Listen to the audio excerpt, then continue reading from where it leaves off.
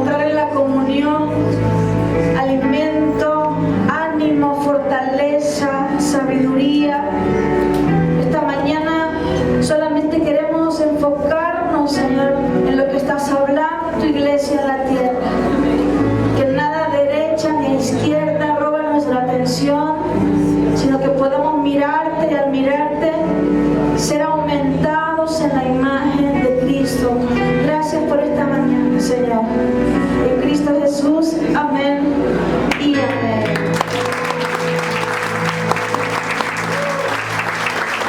Buen día. Puedes sonreírle a 3 personas, sonríele a 3. Si no se cepilló hay un problema, pero si se cepilló no hay problema. Buen día, gracias chicos, bellos, amados.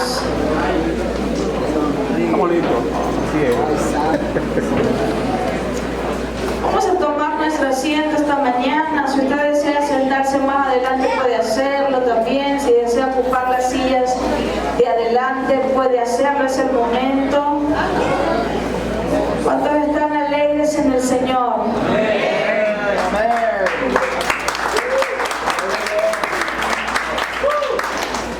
Bueno, esta mañana quiero aprovechar el tiempo que tenemos para compartir la palabra. Después de que vamos a salir corriendo a la victoria. La victoria mía es si mantengo mi paz, pelear la batalla. Él ya peleó la batalla, amén. Mira, esta mañana vamos a leer algunos versículos, pero el versículo central va a ser Romanos 8, 28 y 29. No sé si pueden darme un poquitito de retorno, poquito nada más, por favor. Romanos 8, 28 y 29 va a ser el versículo inicial, pero permítame una introducción que parecerá un poco larga, pero necesitamos entender algunas cosas acerca del aumento de Cristo. Ya conmigo, aumento de Cristo. Aumento de Cristo.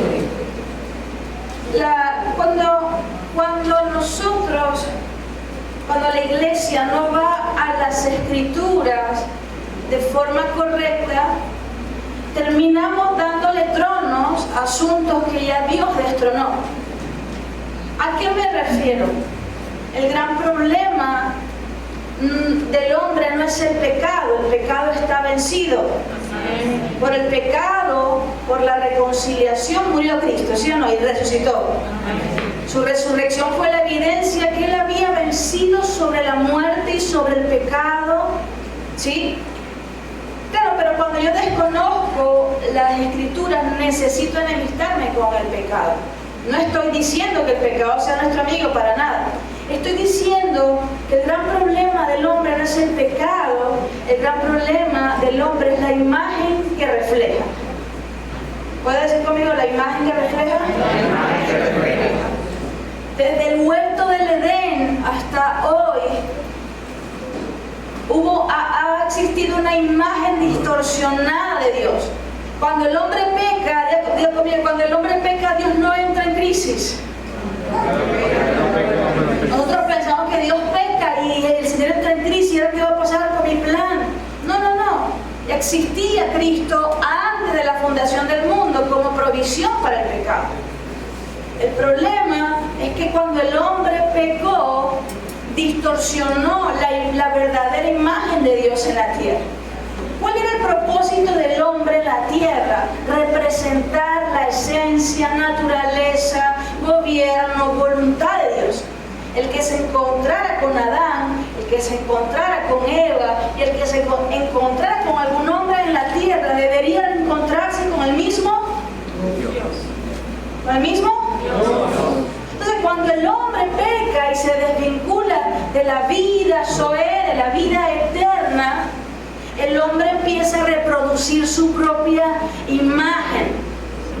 El hombre empieza a vivir detrás de sus placeres, detrás de su voluntad, detrás de sus intenciones, empieza a trabajar por sus deseos, ¿se acuerda? ¿Cuántos siguen acá?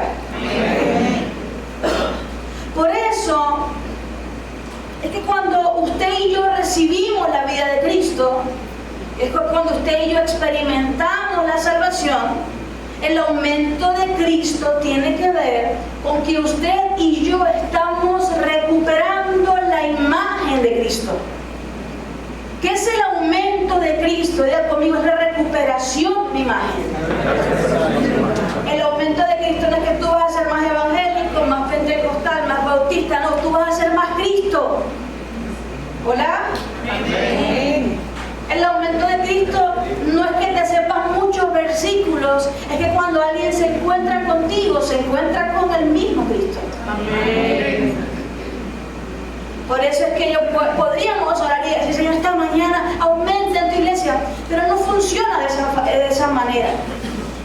Lo único que se puede hacer en 3 minutos son las cotufas del microondas.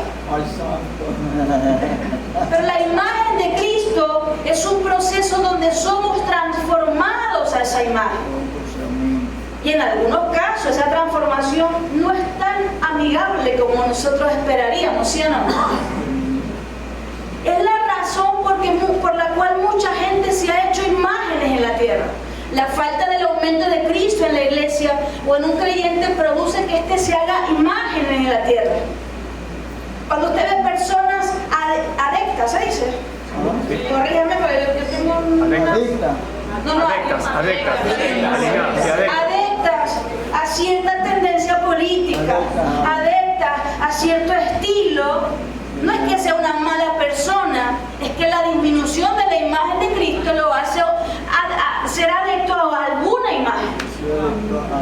O sea, no quiere decir que si Cristo no se está formando, no se esté formando otra cosa.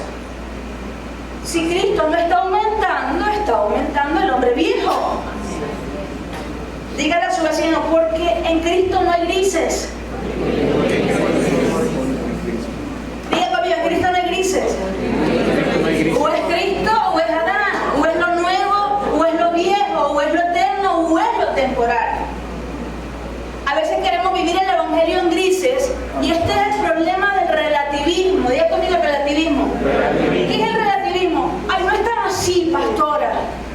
No exagere tanto la palabra. No es tan así. Y viviendo un evangelio donde no es tan así, no puede haber conformación de Cristo. Ahora sonríe esta mañana y diga conmigo, la gracia de Dios quiere aumentar la imagen de Cristo en nuestras vidas. ¿Cuántos quieren eso? Amén. O sea, es por eso que cuando Pablo llega a Corintios, en 1 Corintios 3, se lo dejo como referencia, Pablo venía con un mensaje, con una palabra preparada. Diga conmigo, quien está atento a la palabra predicada necesita menos consejería. ¿Por qué necesitamos tanta consejería? Porque cuando predican el domingo yo estoy tan perdido que la palabra no puede conformar una imagen de Cristo. ¿Qué hace la palabra cuando hay un creyente atento? Lo que hace un cincel, lo que hace un martillo, ¿sí?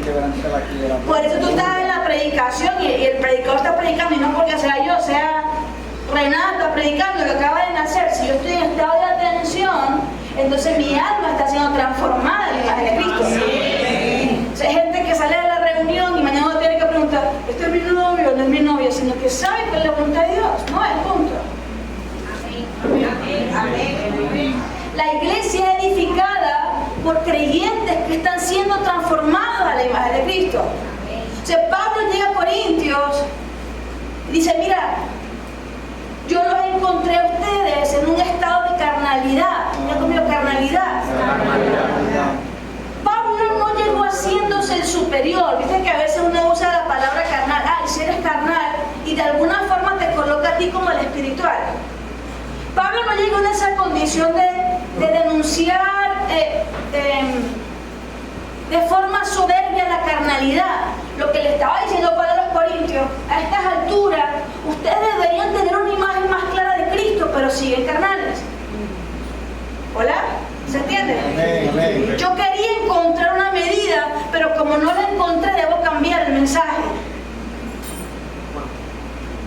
Diga conmigo, el mensaje no cambiará en mi vida hasta que yo no me transforme.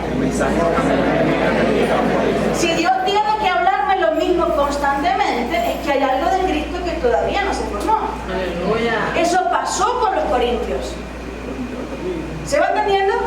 Pablo quería encontrarlos como maduros, pero él los define como carnal. ¿Quién es un carnal? Lo leí la semana pasada. Un carnal es un cristiano en el cual la gracia no ha aumentado de tal forma que Cristo pueda verse. ¿Hola? En la Biblia, la carnalidad es lo mismo que la niñez. Un niño espiritual no es el que hoy haga la oración de fe o el que hoy confiese a Cristo. Un niño espiritual puede tener 40 años congregándose y no haber sido transformado a la imagen de Cristo. La niñez no depende del tiempo cronos. La niñez tiene que ver con que si hoy tengo una mente espiritual o una mente carnal. ¿Hola? Es el mismo Pablo diciendo en Corintios, cuando yo era niño, pensaba como niño, razonaba como niño, juzgaba como niño. O sea, ¿cómo yo identifico que sigo siendo un niño espiritual aunque tenga 50 años en el Evangelio? Porque pienso como niño, razono como niño y juzgo como niño. ¿Cómo juzgan los niños? ¿Cómo piensan los mismos los niños? Los niños piensan desde su propia posición, desde su propio beneficio, desde lo que les compete a él nada más, ¿sí o no? Cuando un niño arma un berrinche, no se está dando cuenta de los desastres que provoca alrededor porque él se vuelve el centro de atracción. Cuando el niño quiere el juguete, el niño quiere el juguete por más que usted le dé la teología práctica al niño, ¿sí o no? Y muchas veces nosotros, y me tengo que incluir, pasamos muchos años en el Evangelio escuchando el mismo mensaje, pero como el Espíritu Santo no me encontró rendido, no hay una imagen de Cristo, no hay un aumento de Cristo en nosotros. Ahora, Pablo no los exhorta para dejarlos carnales. La exhortación no es para dejarme carnal, sino para invitarme a Cristo. O sea, Pablo los exhorta y dice, mire, ustedes están en un estado de niñez. Andan con sus divisiones, andan con sus enemistades, andan con sus contiendas. Pero va a ver más adelante en todo Corintio cómo Pablo presenta la gracia de Dios accesible para todo aquel que quiera representar a Dios. Amén. Ahora, quiero invitarte a que podamos leer 1 Corintios 48 y 49. Perdón, 15, 48 y 49. Era para ver si estaba despierto. 1 Corintios 15, 48 y 49. Puedes leerlo en voz alta ahí si desea. Como es aquel hombre terrenal, así son también los de la tierra. Y como es el celestial, así son también los del cielo. ¿El siguiente? Y así como hemos llevado la imagen de aquel hombre terrenal, llevaremos también la imagen del celestial. ¿Qué está diciendo Pablo? Ustedes, nosotros, hemos llevado la imagen de quién? Del tierrudo, ¿se acuerda? Del terrenal, del que pertenece a la tierra, del hombre de la primera creación, el que vivió para sí mismo, el que experimentó la bondad de Dios y seguía quejándose. Ese es el primero. Pero Pablo dice, miren cómo dice esta versión, el terrenal es prototipo de los terrenales, o sea, Adán es el prototipo de los terrenales. Pero el celestial, ¿quién es el celestial? Pero Cristo es el prototipo de los celestiales. Levante su mano y diga, de mí, de nosotros, de la iglesia. Y así, como hemos incorporado en nosotros la imagen del ser terrenal, también se incorporará la imagen del celestial. Diga conmigo, wow. Qué extraordinaria es la obra de la cruz, que a un terrenal lo transforma en un celestial. ¿Dónde? En el cielo, no en la tierra. El cielo no necesita celestiales, los incluye. La tierra necesita a los hombres celestiales. Amén. La tierra no necesita que usted diga, no, yo voy a la iglesia los domingos y que usemos la Biblia de desodorante. Santo, el poder. La iglesia necesita que donde usted llegue haya un representante de las cosas del cielo. Amén. Gloria a Cristo. Aleluya.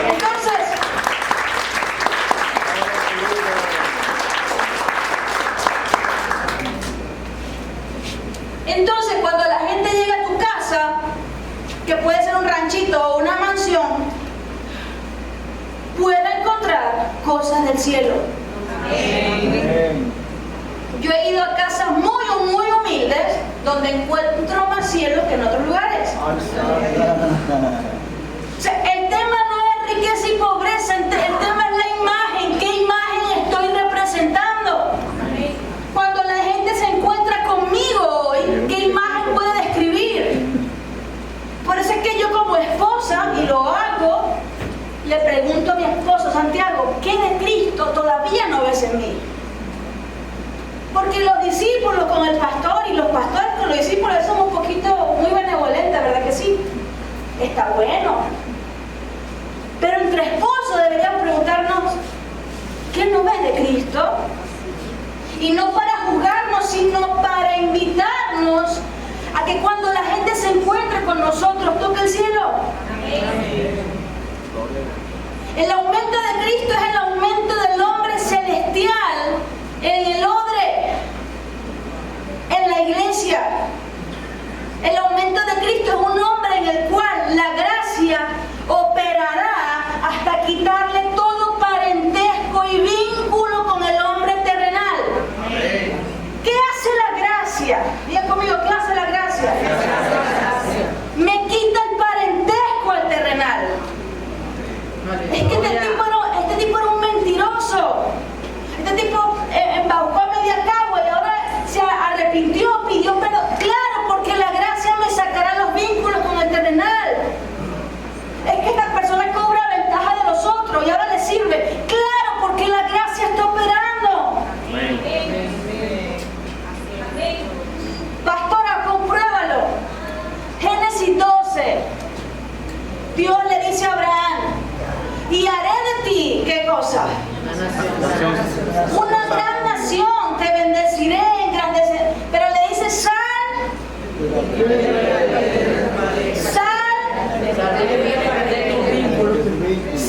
Abraham, de tu parentesco a los caldeos, y ahora vas a entrar en una tierra en la cual serás conformado como el padre de la fe.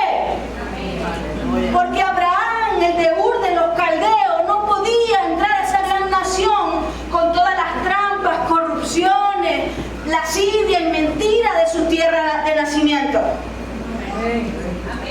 Entonces, como Dios lo amaba, como Dios nos ama, y quería que él disfrutara de esa promesa, le dijo, Abraham, sal de tu tierra y corta el vínculo con tu parentela. Y mucha gente, claro, cuando leemos la Biblia, humanamente, me voy de la casa de mis padres porque Dios le dijo a Abraham. Sí y no.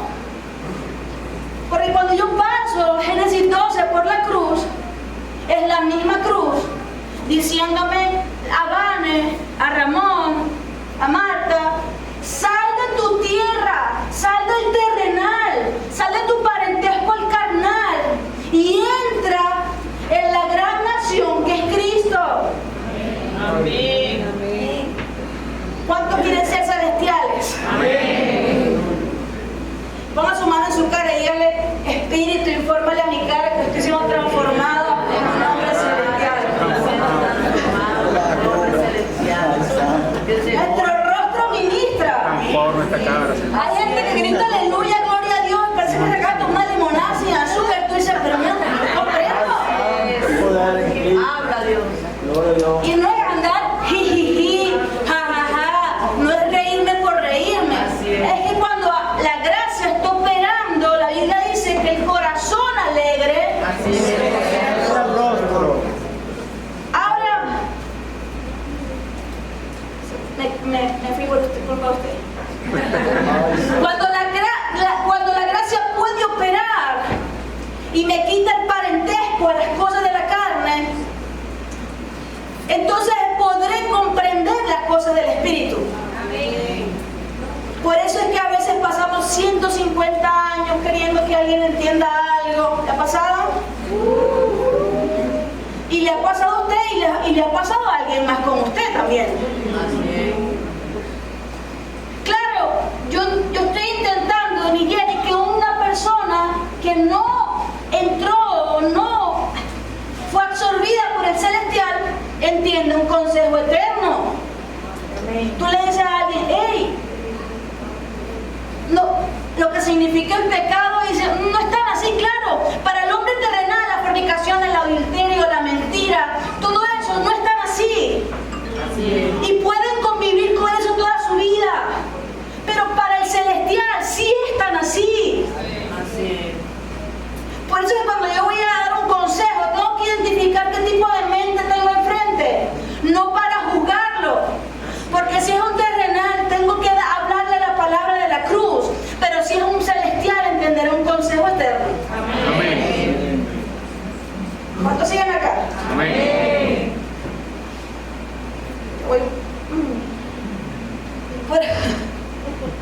Por esa razón podemos ver personas que en el tiempo permanecen iguales. ¿Sí o no? Y otras que hasta siendo nuevas creyentes hoy parecen más a Cristo. ¿Por qué? Porque cada vez que alguien se expone a la palabra, diga conmigo, ahora estamos expuestos a la palabra.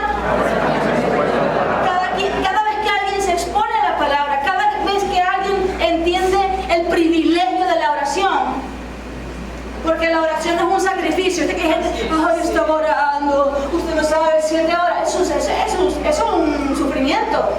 La oración, me quedé pegada. La oración no es un sufrimiento, la oración es un privilegio para el espiritual, para el terrenal es una carga. ¿Sí o no? Adán no quiere orar, y si ora como los fariseos oraban. Eso que Jesús le dice, ustedes se paran ahí en la plaza y gritan. Pero el celestial crece donde nadie lo ve. Amén. Entonces, cuando hay alguien que se expone a la palabra, que crece en la oración, que se abre, yo quiero ser discipulado. En México le dijimos a la iglesia, no vamos a perseguir a nadie para discipularlos. Amén. El discipulado es un deseo, no es una petición. Aleluya. ¿Qué es el discipulado? El deseo del terrenal que viendo a Cristo desea que alguien lo lleve a la medida del espiritual. ¿Por qué? Porque yo perdí meses, saldo, dinero, tiempo con gente que nunca cambió. ¿Eran malos? No, eran lindos. No digo que eran malos.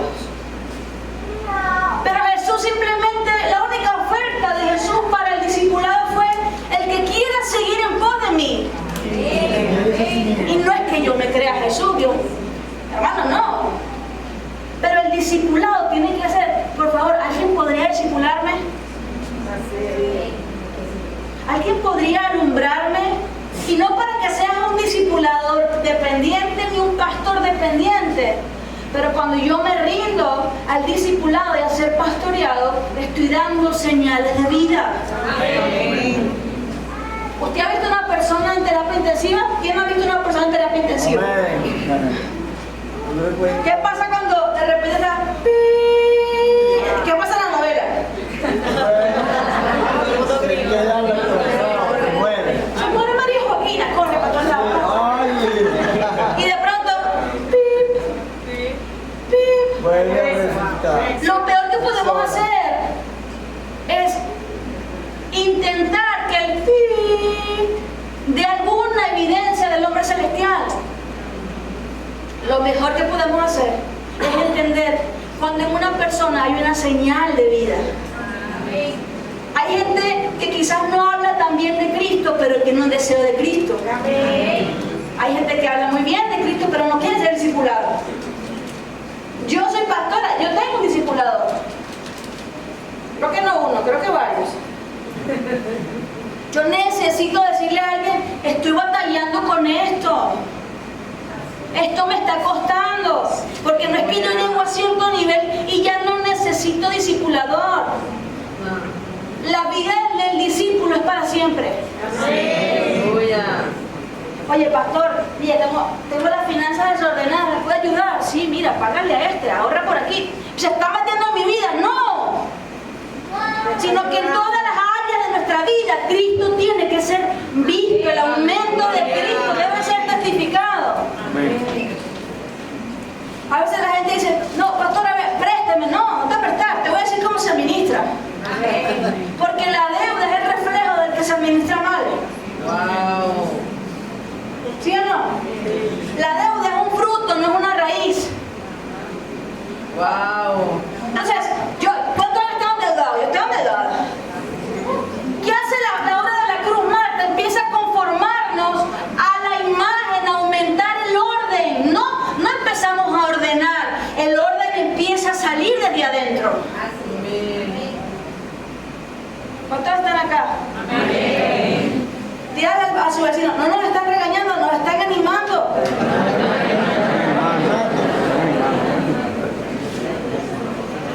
Ahora, pastora, ¿cómo sé que el terrenal se está convirtiendo en espiritual?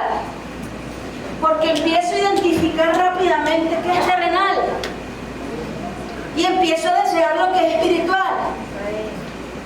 Por cierto, este jueves, para los jóvenes que vinieron al encuentro de jóvenes, y el que quiera también, de 5 de la tarde a 6:30 voy a dar un panorama general del libro de Romanos.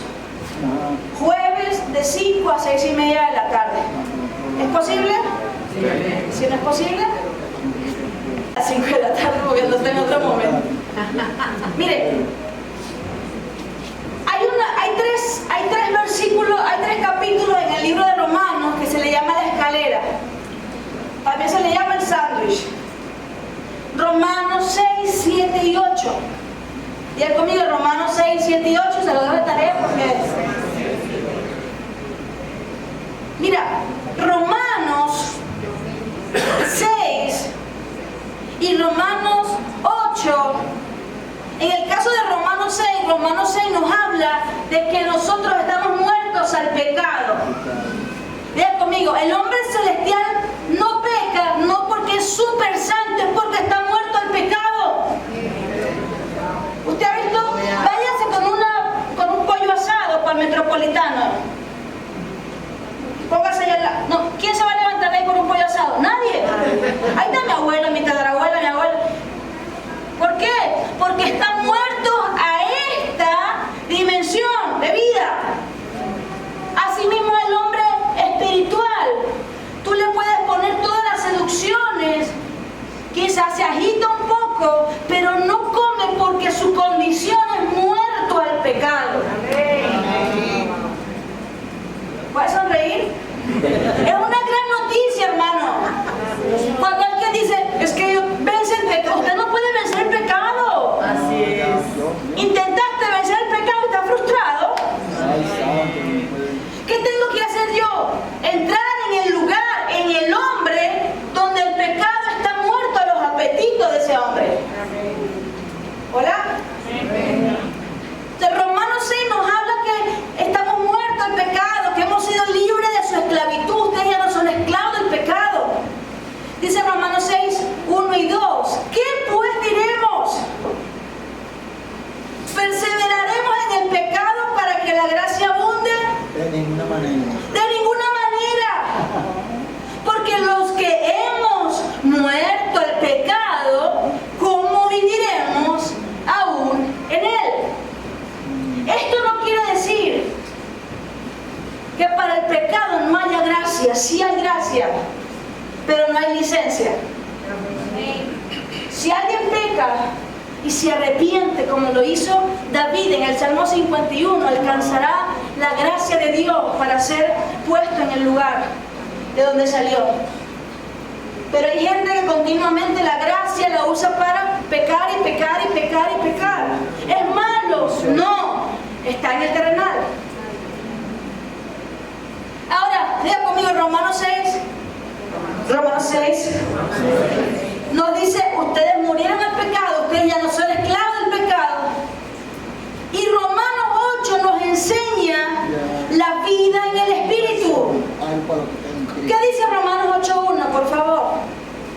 ninguna coordinación con lo que está en Cristo Jesús. ¿Qué empieza diciendo? Que los que murieron, que los que experimentaron la libertad del pecado, que los que ya no son esclavos del pecado, ya no hay condenación para los que pertenecen al celestial.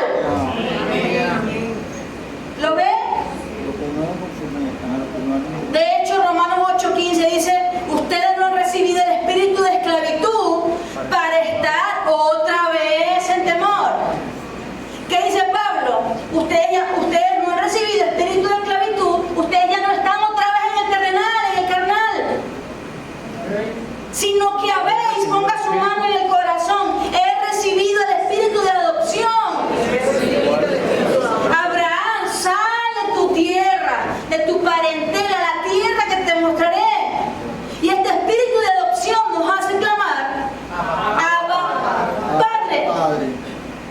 Ahora, ¿qué hay entre Romanos 8 y Romanos 6?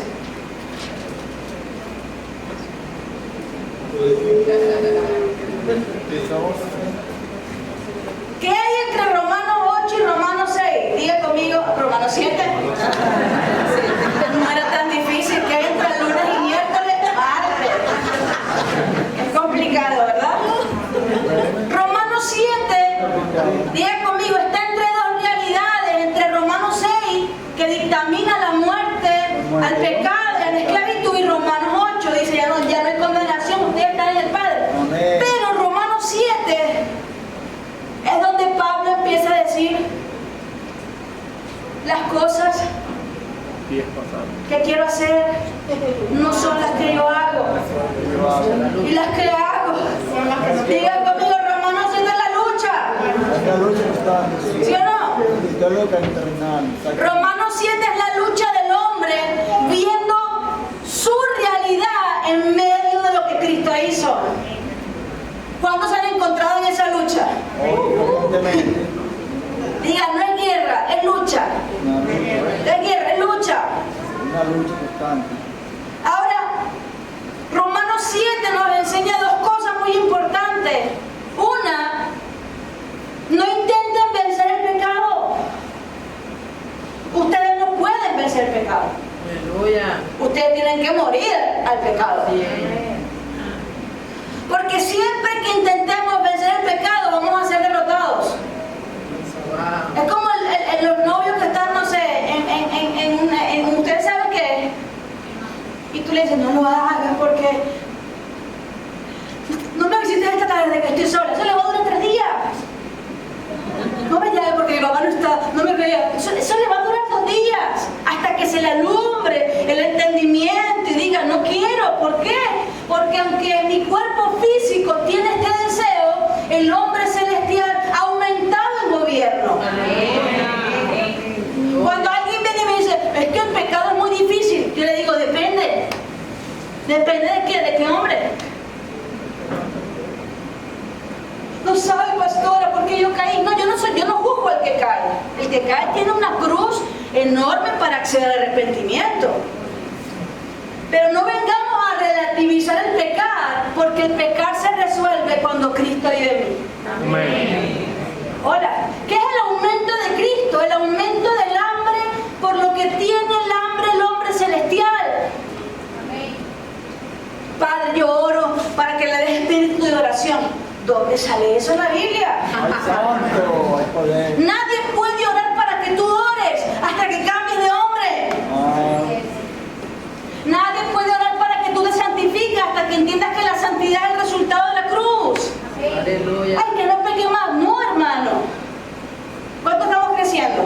Amén. Ahora, Romanos 7 nos dice, no intenten vencer el pecado porque van a ser derrotados. Y también habla de que la ley no nos santifica. ¿Qué pasaría si nosotros pudiéramos guardar la ley y vencer el pecado? No necesitaríamos la gracia de Dios. Si yo pudiera vencer la ley, el pecado y guardar la ley, sería el ser más soberbio de la tierra. Por eso cuando el hombre rico, ¿se acuerdan? El joven rico vino a Jesús. Maestro, bueno. ¿Se acuerdan? Yo conozco los mandamientos desde mi niñez y sé. Jesús le dice, ok, listo. Bueno, anda, vende todo y vuelve. Dice que se afligió su corazón. ¡Claro! Porque la religiosidad nos hace pensar que estamos en el hombre celestial, pero simplemente somos Adán vestido evangélico. Ay, ay, ay.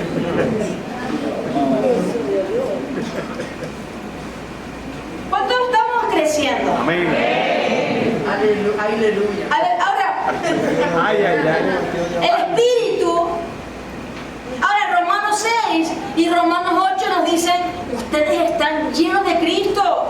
Ustedes están llenos del Espíritu de vida que está en Cristo.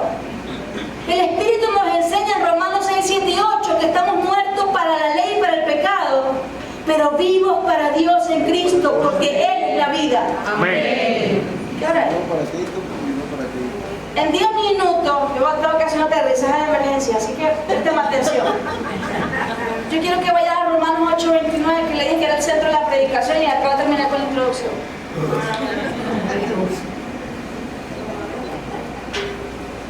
Romanos 8:28-29 es un versículo que seguramente usted y yo hemos usado mal toda la vida. ¿Sí o no?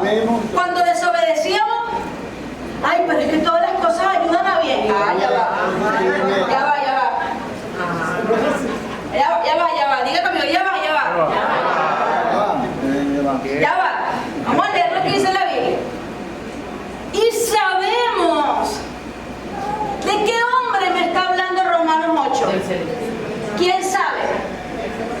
Diga, el saber del celestial no es el saber del carnal. ¿Sí? Y sabemos. Recuérdense que Romanos 8 dice que para los que no están en condenación, y sabemos que a los que aman a Dios, todas las cosas les ayudan a bien. Coma. Mira a tu vecino, no te comas las comas. Porque muchos les ponemos el punto ahí, no se coma. Que esto es a los que conforme a su propósito son llamados. Punto. Porque a los que antes conoció, también los predestinó. ¿Para qué? ¿Qué dice? Miren cómo dice esta versión. Para que fuesen hechos conforme a la imagen. Diga conmigo, imagen.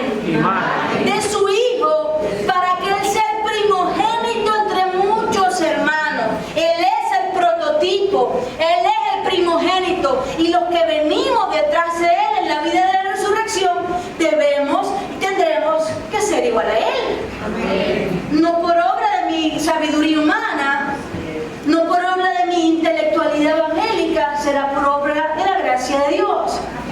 Ahora, Pablo nos explica en Romanos 6 y 7 que hay una lucha entre la carne y el espíritu. Pero en Romanos 8, Pablo nos habla de la vida consumada en el espíritu. Diga conmigo, la vida consumada en el espíritu está disponible para todos. Cuando alguien siente que no, mira, yo crecí en una generación donde uno tenía que alcanzar la santidad, ¿sí o no? Y deja de esto, y deja lo otro. Pero ¿qué pasa cuando cambia el switch del hombre viejo al hombre nuevo? La santidad es un hecho consumado. En la misma vida de Dios adentro separará lo que no es Cristo.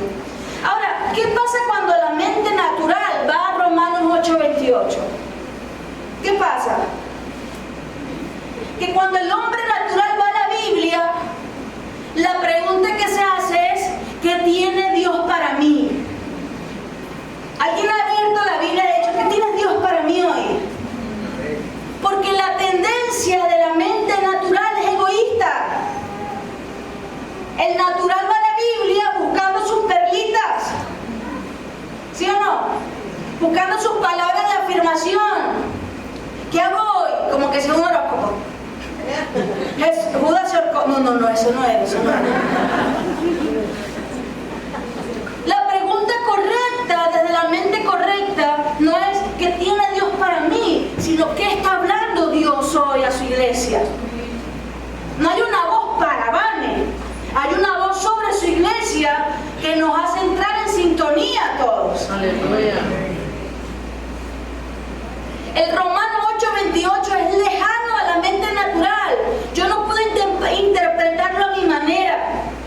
¿Por qué? Porque lo hemos concebido equivocadamente. Creímos que todo lo que me pasa a mí, si yo amo a Dios, ¿qué?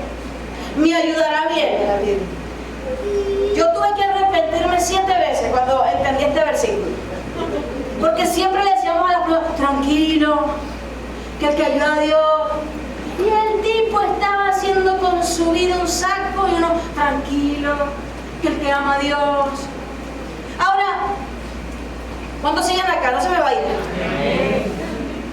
Sin embargo, cuando lo entendemos de esa forma, estamos entendiendo menos de la mitad de la verdad que dice la palabra. ¿Qué pasa a medida que Cristo va aumentando en alguien? Diga conmigo, ¿qué pasa a medida que Cristo aumenta en mí? Pasa esto, la Biblia no cambia, cambia el entendimiento que tengo acerca de la palabra. Cuando Cristo va creciendo, aumentando, empezamos a ver versículos que hemos conocido por mucho tiempo y empezamos a ver riquezas eternas. Amén. La diferencia está en aquel que lee. Cuando el que lee ha madurado, el que lee encuentra riquezas extraordinarias en las Escrituras. Amén. ¿Cuántos quieren leer con entendimiento? Amén.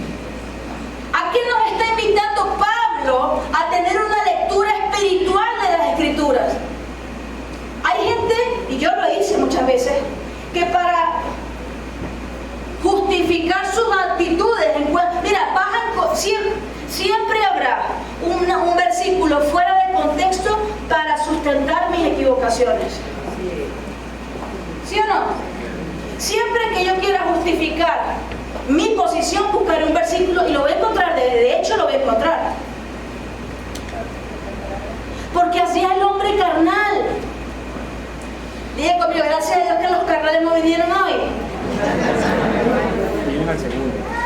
Viene el segundo.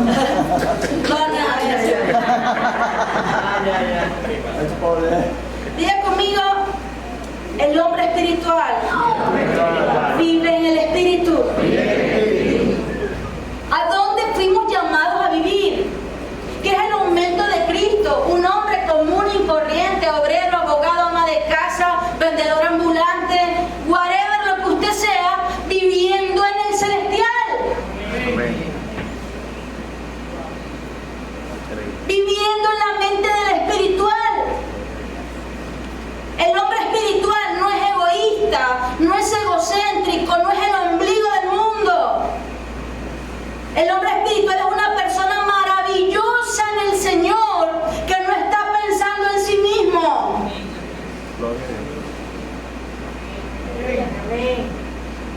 El hombre espiritual está pensando en el Señor, en su voluntad.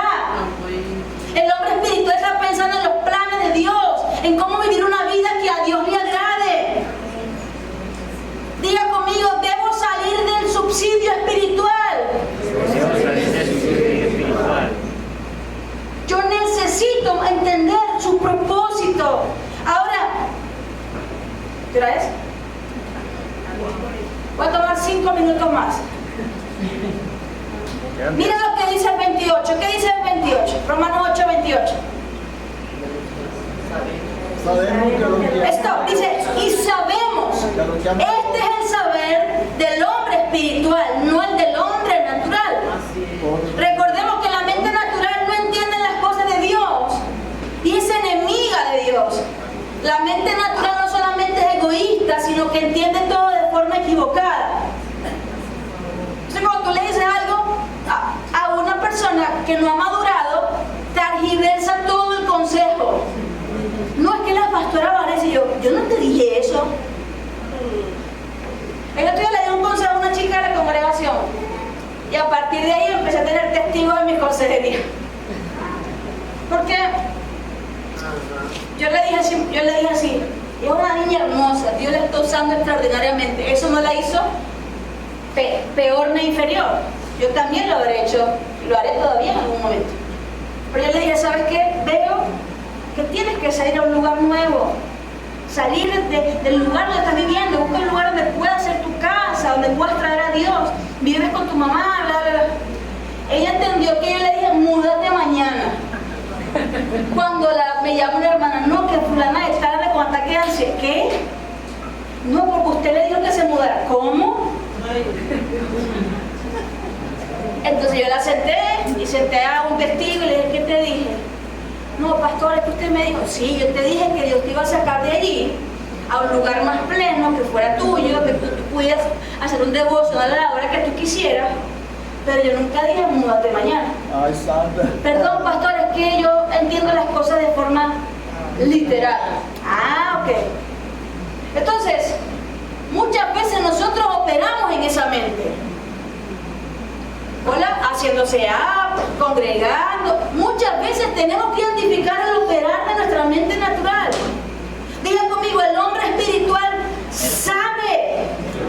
¿Qué sabe el espiritual? El espiritual tiene un conocimiento eterno. El hombre y la mujer que viven en el espíritu tienen un conocimiento profundo del corazón del Padre. De su voluntad, de su propósito.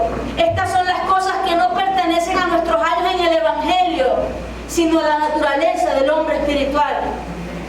Yo puedo tener 30, 50 años en el Evangelio y desconocer el corazón del Padre, su voluntad y su propósito. Pero puedo tener un día en el Evangelio y que se me abra el corazón del Padre y yo tomar la decisión de vivir para Él y agradarlo a Él. Amén. Para que es lo que sabe, ¿qué es lo que sabe el hombre espiritual? Que todas las cosas a los que aman a Dios nos ayudan a bien conforme al propósito con que son llamados. Ahora, yo necesito definir cuál es el propósito al que fui llamado para entender que es bien para Dios. Porque los procesos a Dios le ayudan a bien. A usted no, pero a Dios sí. ¿Sí o no? ¿Qué es bien y qué es mal? Bien es que yo, si vendo carro, venda 7. Mal es que no venda ni uno. Diga, natural. ¿Qué es que te vaya bien? Pablo le escribe a los romanos, le dice a los romanos, y estoy orando por ir a visitarlo y espero que mi viaje sea próspero. ¿Y cómo llegó Pablo a Roma? ¡Preso! ¿Sí o no? Sí. Un viaje próspero, no pensaba que al tipo le iban a recibir, no sé, en el Sheraton, iba hasta un discipulado así abierto. Él llegó preso a Roma porque para Dios le ayudaba bien. ¿Qué es bien, qué es mal? Todo se definirá por el propósito. Lo que define que algo es bueno o algo es malo es el propósito. Diga conmigo, bien y mal, solo pueden medirse por el propósito. Y voy a cerrar acá porque es tarde, pero quiero describir qué es el propósito. Y la pregunta que me hago hoy es: ¿a qué propósito fuimos llamados? Esta debería ser nuestra pregunta central hoy. Diga conmigo, ¿a qué propósito fuimos llamados? Cristo no puede aumentar en alguien que no entienda a qué propósito fue llamado. Mira, ¿sigue aquí? Si entiendo el propósito al que fui llamado, podré entender que es bien y que es mal. No mediremos bien y mal conforme a las cosas que nos pasan en la vida, sino que veremos todo lo que acontece conforme al propósito, porque el propósito define todo. Ahora, diga conmigo, si puedo entender cuál es el propósito, podré juzgar bueno o malo, o bien o no bien. Y mire lo que dice Romanos 8:29. Les voy a dar 40%, pero después se las paso. El 29 dice: porque a los que antes también para que fuesen hechos conforme a la imagen de su Hijo, entre muchos hermanos. el versículo 29 no tiene nada natural, no tiene nada para mí. El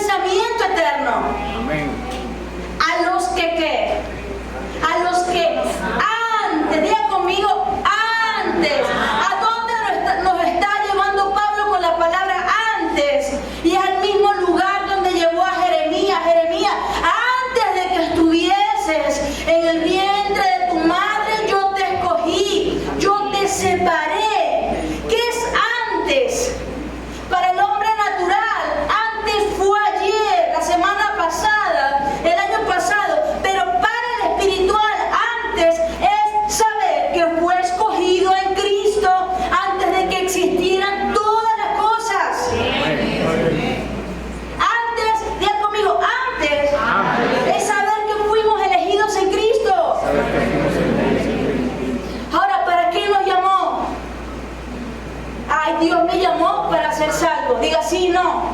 Sí, no. Es la puerta, no el destino. Fuimos llamados para hacer la voluntad de Dios, para ser santo, para la salvación. Hay muchas expresiones que tenemos en la boca. Pero el versículo 29 incluye todo este tipo de cosas porque dice, fuimos llamados para ser conformados a la imagen del Hijo de Dios. ¿Cuál es tu propósito, Armando?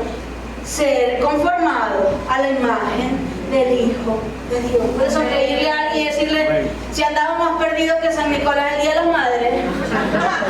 Dígale, quiero decirte que el llamamiento de la iglesia es ser conformado a la imagen del Hijo de Dios. Esto es el aumento de Cristo, ser conformado a la imagen del Hijo de Dios.